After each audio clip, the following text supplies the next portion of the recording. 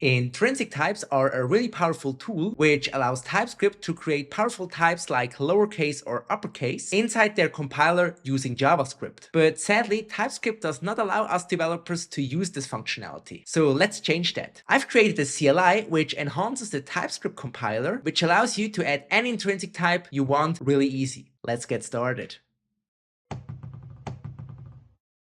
So why should we maybe use this CLI instead of just using normal types? So let's create a new file here and let's call this result.ts. Now we can create types really easy in TypeScript itself, but sometimes there are really complex types which we cannot create really easy by using TypeScript. So for example, let's say we have an isInRange type here and we want to pass in three numbers, min, max and an input here. Now we cannot really do this in normal types here because we would have to create two type arrays for min max, then we would have to check. This is really complicated. And this is also why TypeScript created these intrinsic types for certain stuff, for example, capitalize, because it's much easier to do this in plain JavaScript than to use a complex type to achieve this. And this is exactly why I've created this CLI. So let me show you how we can use the CLI to create this isInRange type really easy in just one line of code in JavaScript. So let's just remove this file here again. And before we can start to use the CLI, of course, we have to install it. So we use npm install and we install it globally and we install patch-ts here. So let's run this and we can see it added it and it's now ready to be used. So let's clear this here and let's see what this CLI has to offer. So let's use patch-ts here and we use help. So we can see here it has some commands we can use. We can see here we have this create-dts. This uses our input file to create the type definitions. We will use this later. Then we have the patch here. This is used to patch our TypeScript compiler. Show-lib we will use first right away. And revert is to just revert the changes we made to the TypeScript compiler. So let's get started with show-lib. So we clear this here and we use patch-ts show-lib. Now what this gives to us, we can see here we have a path. Now this path points to the library we will patch. So the library here is the TypeScript compiler. So when I use which tsc here and I run this, we can see here that the path starts with the same base path, but it has then the binary of the tsc, but this tsc links to this library. So this path is important to know because this will be the one which we will patch. Now important to understand is that you can use this in your IDE, for example in VSCode or in Jetbrains. You need to make sure that your IDE uses the same library, so the same TypeScript compiler as the one you're patching, of course. Otherwise, it will not recognize these new intrinsic types you add. So how can you figure out if these are the same? You can just open the settings here in VSCode, for example. And in here now, you can click on this icon so that we can see the JSON representation.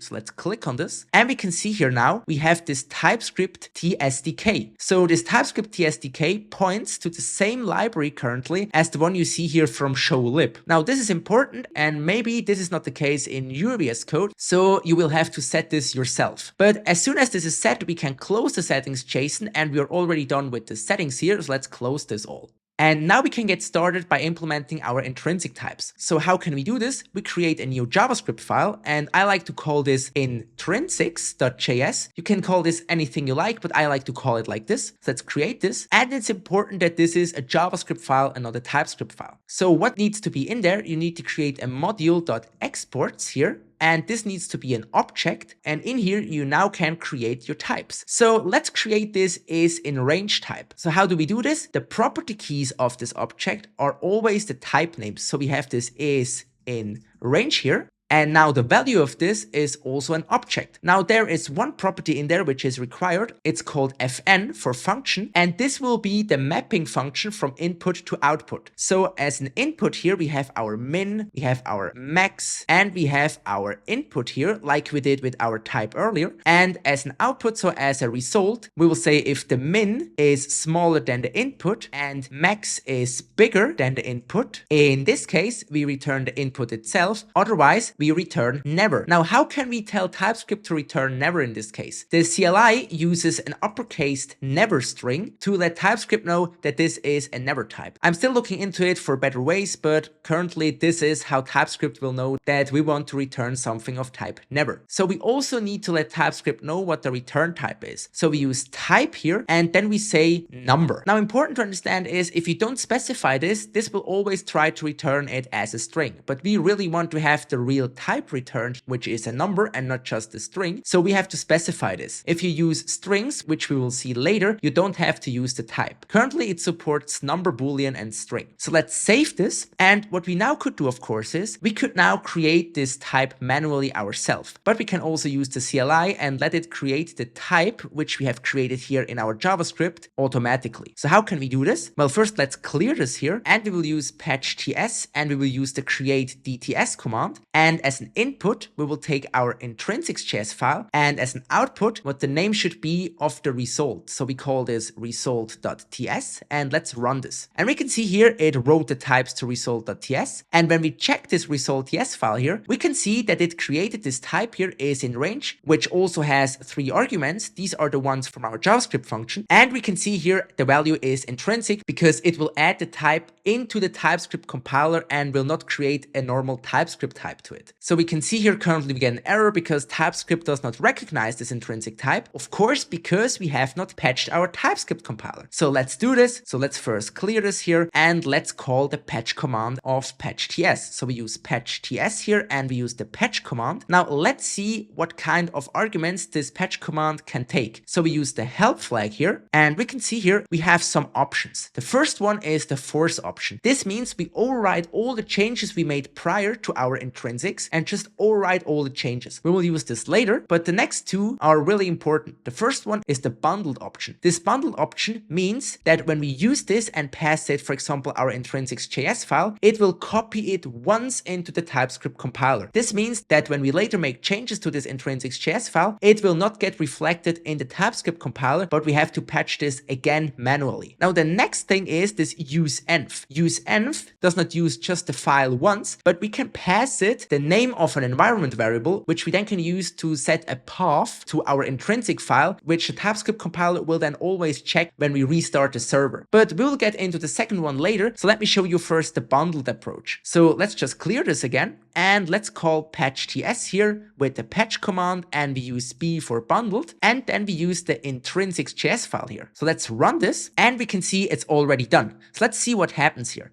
First, it tells us what the path to the lib will be, which will be patched. So this is the lib we saw from show-lib.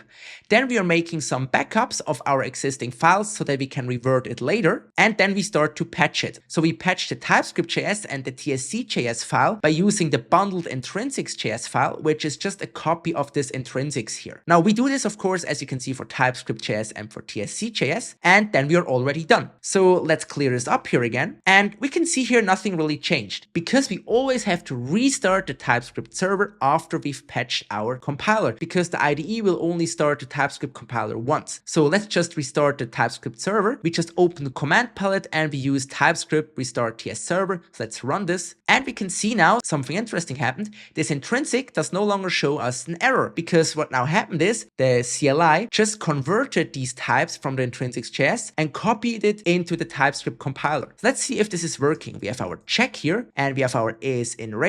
We have our 1 and we have our 100, for example, and we have our 50 here. So let's see what the result here is. And we can see we get back 50 because this 50 here is in range of 1 to 100. If I add a 1 here in front, we can see we get back never because the function we've created in our intrinsic.js file tells if this is not in the range, it just will return never. So we can see here this works perfectly fine. And when we go back into our intrinsic.js file here, we can see this is only basically one line of code. Now, for the ones of you who have already done this in normal types, this is really complicated and also slow. This is incredibly fast because it's done in the compiler and you don't have to do like recursive calls into your types. So in my opinion, this is really cool and really makes creating types much easier. Now, what's really important for me to let you know is that this is JavaScript, right? But what happens if I use TSC and compile this result.ts file here? So let's save this here and let's use TSC. So I use TSC here and I pass in the result.ts. Let's run this and we can see it created the result.js file and we also can see it did not show an error because the CLI is not just patching like VSCode, it patches the real compiler. So the TSC command here understands that this is in range is an intrinsic type. Now, when we open this result.js file, we can see this is empty and only has the comment in here. This is because these are still just types which will get stripped away during the compile time. These types are only helping you during compile time like all the other types in TypeScript. So this means that your code, your JavaScript code is not altered in any way. But let's close this here and let's remove this result.js file. And let's say we want to add another type into our intrinsic.js here. So let's say you want to create an isValidEmail type. So we have an isValidEmail type.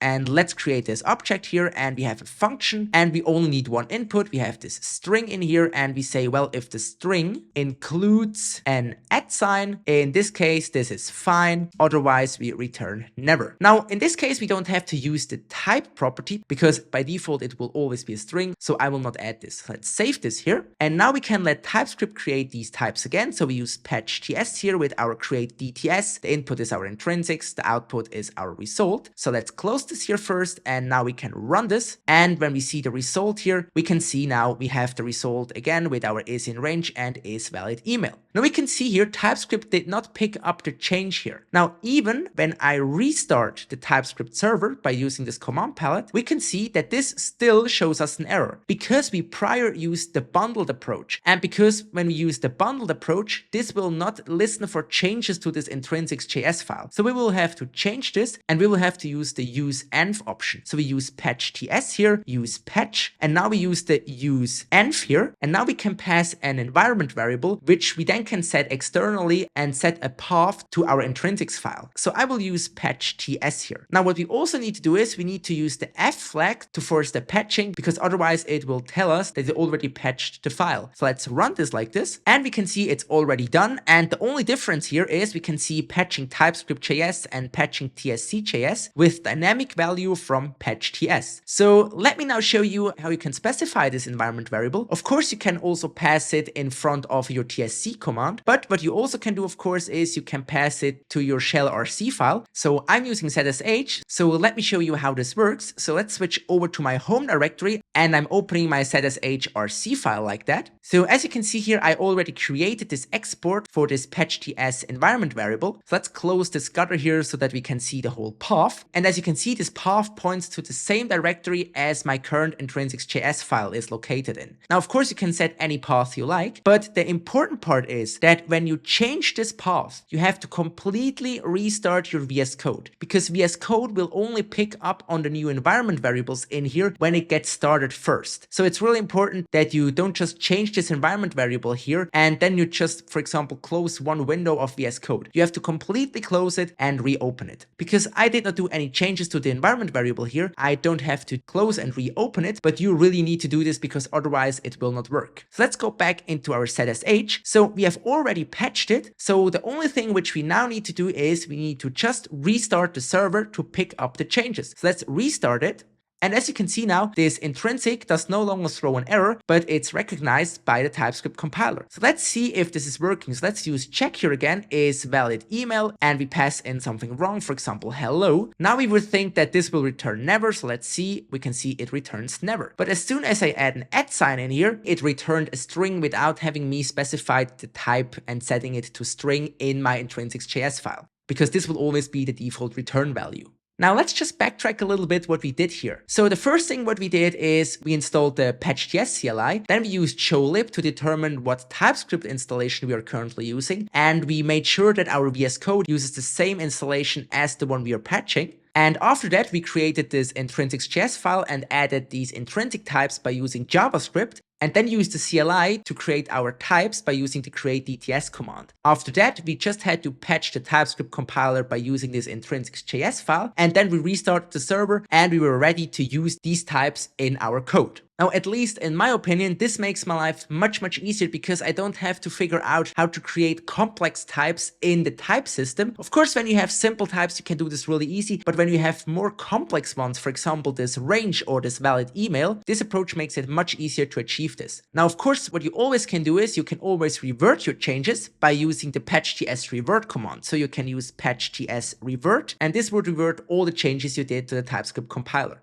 Now, one last important hint for the ones of you who are using Jetbrains products, so for example IntelliJ, WebStorm and so on, and also want to use the patch TypeScript compiler, you need to make sure that you have certain settings set in the correct way. So you can see here we are in IntelliJ and I've opened the settings and I'm here in the TypeScript settings. Now the first thing of course is you need to make sure that TypeScript here points to the same path as you used with show-lib, but IntelliJ should really show you this installation already in the dropdown. But an important thing is use this check checkbox here, use types from server, because otherwise IntelliJ will not use the types from the server and it will not show you the resolved intrinsic types. It will only show you the type as intrinsic. It will still compile, but it will not work the best way possible. So thank you for watching the video. You can find the link to the GitHub repository and to the npm package in the description below. And of course, the CLI is still in its early stages and I'm planning to add more features in the future. So if you find any issues with it, just open an issue on GitHub or leave a comment in the comments below. And also please let me know also in the comments what you think about the CLI. And if you enjoyed watching the video, please leave a like and subscribe to the channel to stay up to date for the newest TypeScript stuff. And also let me know in the comments what kind of topics you'd like to have covered in future videos. See you in the next one.